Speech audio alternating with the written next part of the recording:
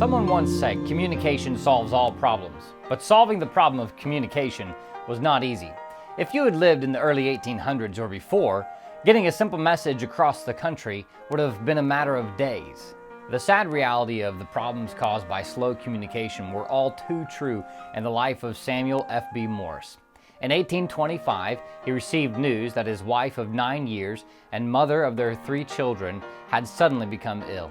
He was over 300 miles away, but he raced home as fast as he could, only to find that his wife had died and had already been buried.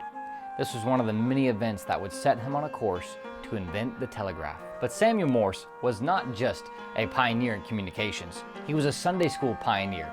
He started one of the first Sunday schools in America in New Haven, Connecticut, where he was superintendent for a time. Morse was also a well-known painter, and his work would take him up and down the East Coast.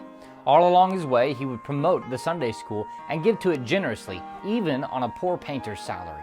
Once Samuel Morse had built his telegraph and developed the Morse code, his work had only begun. It took several years before the government would give him a grant sufficient to prove what his invention could do. He ran into many difficulties, failures, rejections, and even became so poor to the point of starvation.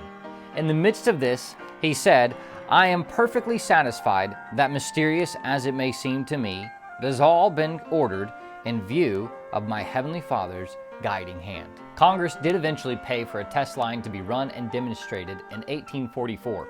Annie G. Ellsworth, daughter of a close friend to Morse, chose the first official message to be sent. "What hath God wrought?" from Numbers 23:23.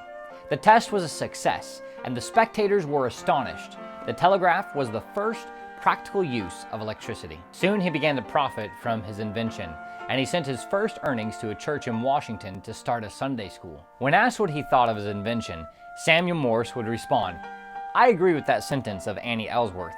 What hath God wrought? It is his work, not unto us, but to thy name, O Lord, be all the praise."